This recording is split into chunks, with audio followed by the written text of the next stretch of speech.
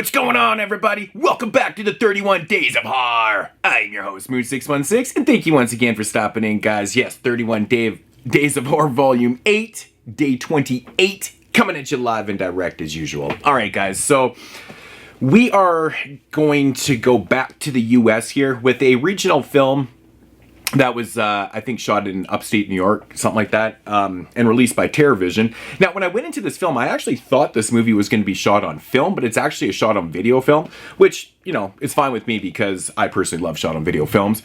And I'm really glad that I checked this one out and took a chance on this one from TerrorVision because it's interesting. And it's from 1990 and it's called Shreck.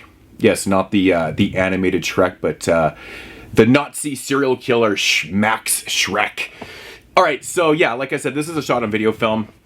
Basically centers around our three main characters. They're like these huge horror fans and stuff. Anyways, this one day they put together like this fake seance, and what they're trying to do is resurrect the Nazi serial killer named Max Shreck. Of course, it doesn't go to plan because they actually resurrect Max Shreck. And of course, now they've got to figure out a way to defend themselves and beat Max Shreck before, you know, they end up dead. So that's the synopsis of the film. So my thoughts on Shreck. This is a really interesting film, and it's in such poor taste at times too. It's like, right away from watching this movie, it just reminded me of like the ending of Cannibal Campo, like how distasteful that is, but it's so awesome.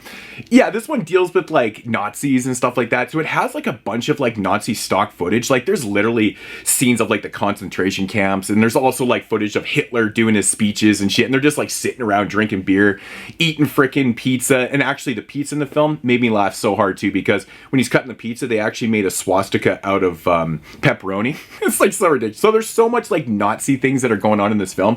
The characters themselves are not Nazis. They're just kind of obsessed with this Max Shreck character, because one of our lead characters actually like lives in the house that Max Shreck was killed in, and so he does like little tours and stuff, and he kind of like makes a little bit of money doing that type of shit and stuff. So anyways, yeah, like I said, they do this fake seance and they actually resurrect Max Shreck. And I think they even say in the narrative too, or in dialogue, they're like, we didn't realize this was the actual day that he died on. Of course, right? So they do this fake seance and they resurrect him on the day that he died and stuff. Okay. But what really kind of separates this film from your like average kind of slasher film is the way they go about the narrative. It's actually quite interesting because, like I said, you know, it deals with like Nazi killers and stuff like that. But what happens in the film is really cool because, and it's very ambitious in a sense. So at one point in the film, like they realize that they've resurrected this Max Shreck character, and they're like, holy shit, like what do we do? So they end up going down into the basement, and like things start to happen, like this knife all of a sudden appears there and stuff.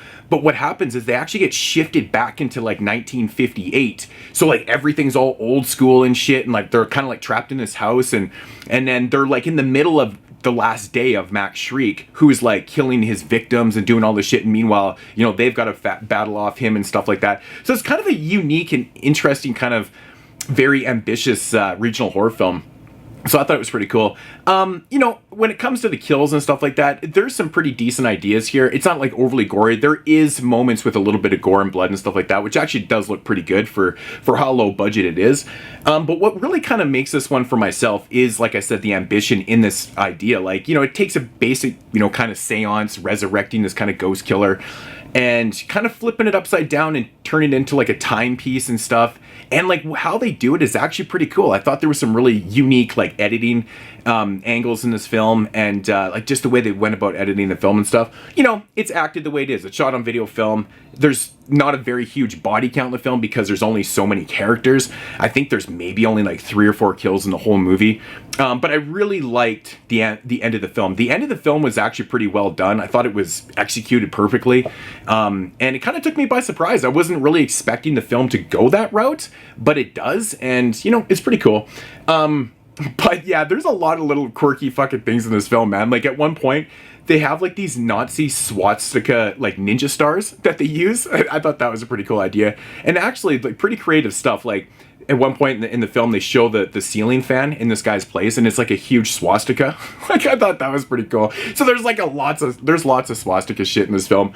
But again, the characters are not Nazis. They're just kind of obsessed with this person and stuff, which is kind of interesting. But yeah, so the back of this movie, it actually says it runs 75 minutes. That is wrong. It runs 85 minutes, which I thought was a little bit too long. It probably could have been shortened up a little bit. There's a little bit of padding of time and stuff. Like there's the typical shot on video stuff where, a scene goes on way too long. Basically, there's a scene in the film where they're playing like one of their homemade board games and stuff, and it goes on for minutes and minutes and minutes and stuff like that. Even though the dialogue is still progressing the narrative a little bit and stuff, which, overall, the dialogue is actually not overly that bad. I thought it was really interesting the way the film starts out, though. It starts out with this shot of one of our main character, and he's basically spray painting on the side of this train, and I was like, oh yeah, so he's like really just doing that. He's just vandalizing and shit. I'm like, that's pretty awesome. Just tagging it up with, I think it says Dogs of Gore. They call themselves a trio, like the Dogs of Gore and stuff like that. So it starts out with that scene, and it's like, it's just so random that they shot themselves doing that. But anyways, it is what it is.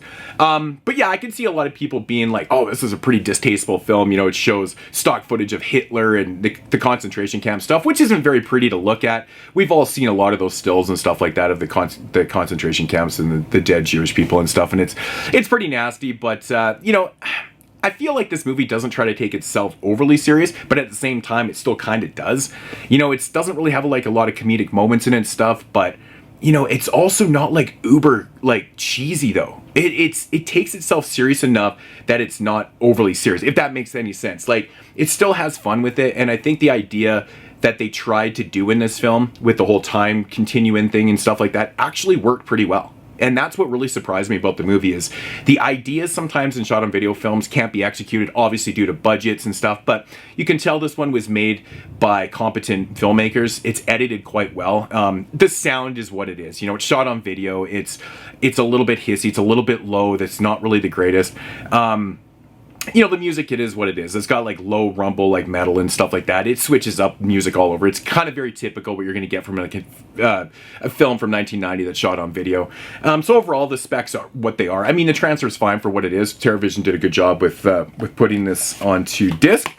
I don't know if I showed that alternate artwork, but yeah, overall, man, it's fun. It's a fun ass movie. It's got really, really bizarre shit happening in it though. Like, there's at one point where there's literally guys with sheets on them that are supposed to be like these ghosts, and they're like the ghosts of the past and stuff like that. And I kind of like the idea, but it's just so weird because there's a scene where they're looking out in the backyard, our characters, and they see Max Shriek, and he's like whipping the fucking these white sheets and stuff, and then like they come alive and shit. It's really fucking bizarre. It's a weird movie. It's honestly a strange shot on video film that I really thoroughly enjoyed. So yeah, I'm gonna give this one a 7.5 on my shot on video scale, whatever that scale is. I always say that when I do shot on video. I try not to compare these to like, film shot on film and just higher budget films, because these things stand on their own.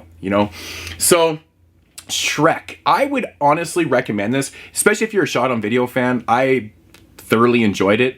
But, for the people that aren't into shot on video, I don't know if you would really want to lay your eyes on this. I know I have a lot of friends and stuff like that either love shot on video or they hate it. So, it's not very often you find somebody I'm like, yeah, I don't mind shot on video. I'm kind of indifferent on it. But yeah, so Shreck from TerrorVision, good release. Yeah, 7.5 out of 10 on that one. So not a whole lot more to say about it. Like I said, it's got some really unique ideas. I like the premise of the film and stuff. It's pretty cool.